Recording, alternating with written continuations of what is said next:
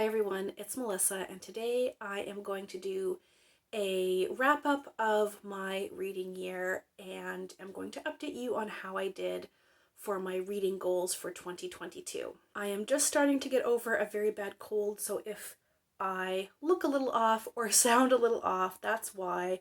But I didn't want to wait to film this because I'm feeling just well enough to film, and I really wanted to try to get this out by the end of 2022 before I start in on new videos for the new year. So let's start with a couple of quick stats.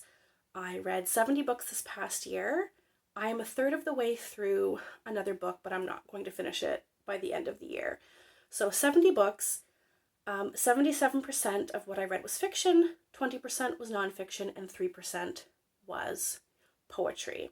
57% of what I read was via physical book, 26% was audiobook, and 17% was ebook. So those are the basic stats. I wanted to also share, before I get into my goals, just some of the highlights of my reading year. One highlight is that I got my first ARC this year. I've never requested any ARCs previously because I'm just a really small channel. I just didn't think that, like, who would want to send me an ARC. That's on me. That's like a confidence thing. But I got an ARC this year, and it wasn't a book to my taste, unfortunately, but it was just such a lovely experience to get my first ARC and also to read something like a local author, which I don't really do, which I'd like to do more of. So that was a great experience. Another highlight of this year, reading-wise, was that I almost exclusively read, did mood reading. And previous to this year, I was not really a mood reader. I was very much a TBR reader, list maker. I'm still a list maker, but just in terms of reading this year, that wasn't working for me. I just had moods, and so I had to be a mood reader this year, and that was actually just a lovely experience. I don't know if I'll ever go back to TBRs. I guess it depends on if my reading shifts again. The new year is almost here, and as of today, I am filming this on December 30th. As of today, I'm still very much mood reading, so I don't see this changing anytime soon. And the last highlight is that this year I was a judge for the BookTube Prize, and that was a wonderful experience. I've signed up again for 2023. And what I loved, aside from just the actual experience of judging books, what else I really enjoyed about that experience was that it pushed me to read new releases, which I don't do very often. And it was actually really nice to be a part of like current conversation with books that have just recently been published.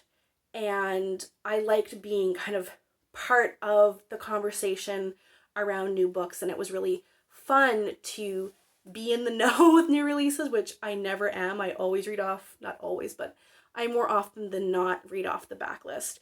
And so yeah, it was great to be part of that conversation.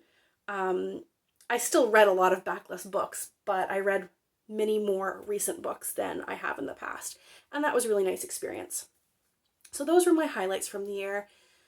On to my goals. When I made these goals, I didn't realize that I was going to be shifting to mood reading. So this was kind of like a hit or miss year for my goals, but I still had a wonderful reading year, so I don't really care, but I'll just go through them. The general vibe for the year was pulling back.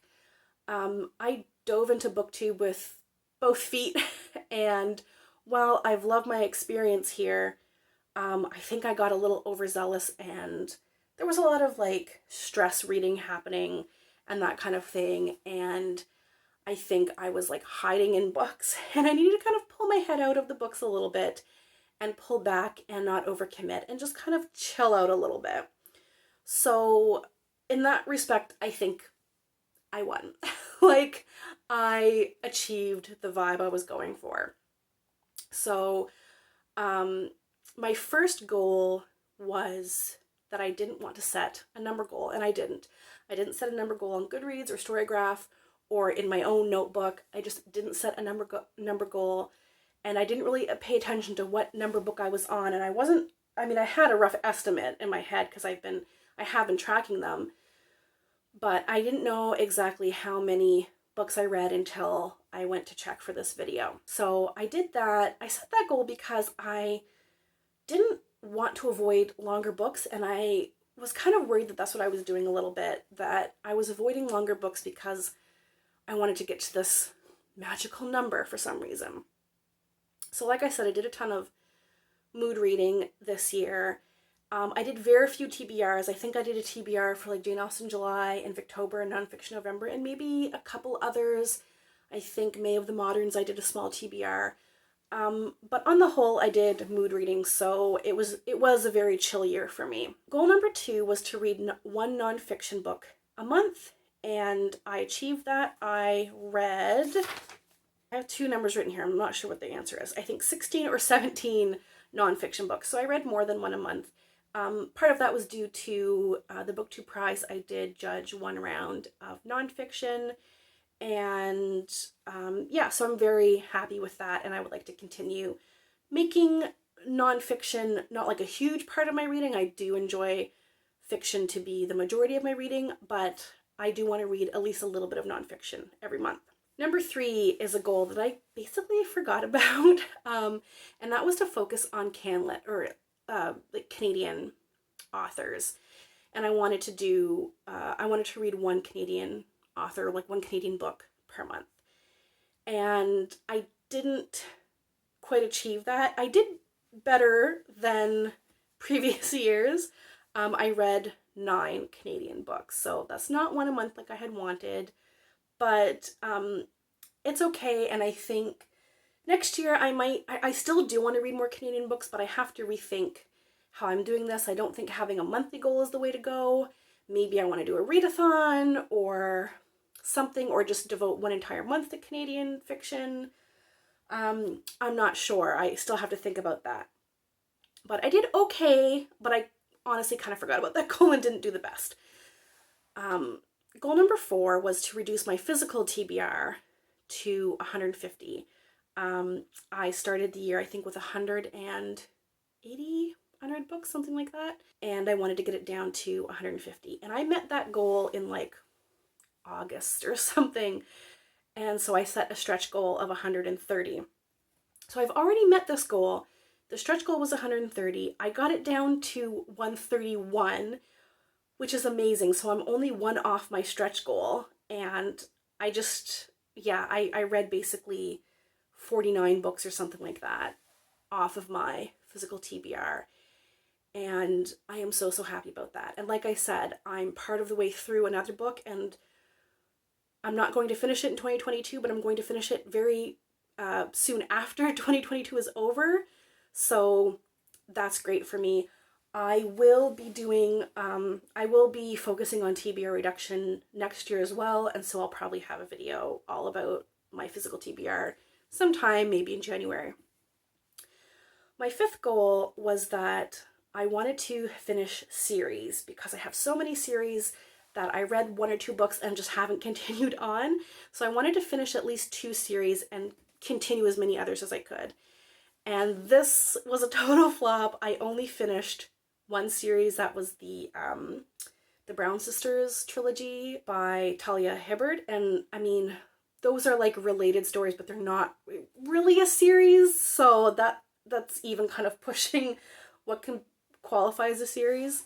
I did continue 2 other series, but that was the only one I finished. My next goal was that I wanted to reread 5 books, and I only reread 2. I reread Slaughterhouse-Five for a video series, which I'll talk about in a second, and I reread Pride and Prejudice during Jane Austen July, which was lovely. So that really didn't happen, and while I do want to reread, I'm just not sure how to make that a priority. So that might be something I just don't put on my goals next year. We'll see. Goal number 7 was I had a short list of 5 books that I wanted to get to this year. That was Beloved by Toni Morrison, Assassin's Apprentice by Robin Hobb, The Fifth Season by N.K. Jemisin, East of Eden by John Steinbeck, and Being Mortal by Atul Gawande. and I'm a third of the way through Being Immortal, and I just remembered I am also a third of the way through Assassin's Apprentice, so I haven't finished either of those. So I'm currently reading 2 of those 5, have finished none of them. And I just think because I had set this when I was still very much thinking that I was a TBR type of reader, this should have been very doable, but because I was mood reading this year, I don't think having these like short lists of books is going to work for me. But I haven't really gathered my thoughts for what I want to do in terms of goals for next year. So I'm going to have a think about that, and I might kind of like scrap the short list kind of idea. And the last goal I had wasn't so much reading related, it was more so for my channel, and that was I wanted to do another year-long series. Each year that I've had my channel, I had done kind of video series during most of the year, and I had wanted to do another one, and I started that but kind of scrapped it partway through the year. So I had this series called Second Time's the Charm, where I was retrying books that I have either previously read and disliked or that I have DNF'd in the past, and was giving them a second chance. And I wanted to do about 6 videos. I wanted to do a video every other month. I ended up only doing 3 videos, and instead of continuing that, because I just wasn't feeling it, by the time summer came around, I just wasn't feeling it anymore.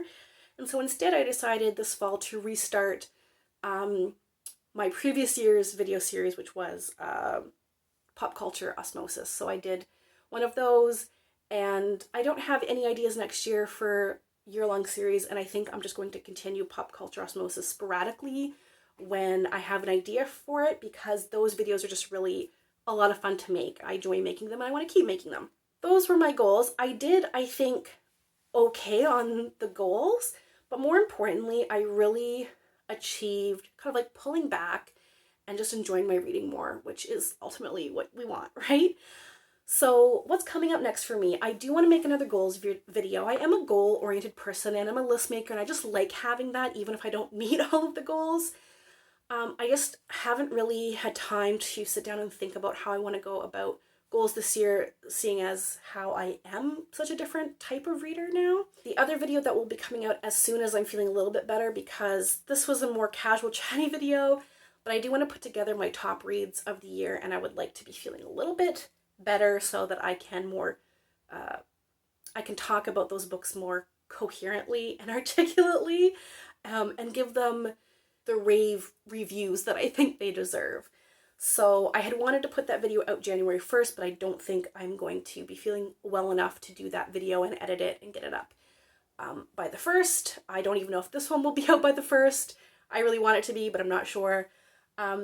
So as early in January as I can, I will have my favorite books of the year out. And then sometime after that, I will have my goals for 2023. I hope everyone is having a great month, and that everyone enjoys a great new year. You have fun celebrations if you're celebrating the new year, that you had a fabulous reading year, and I look forward to chatting with you all in 2023. Thank you all so much for watching, and we'll chat soon. Take care. Bye.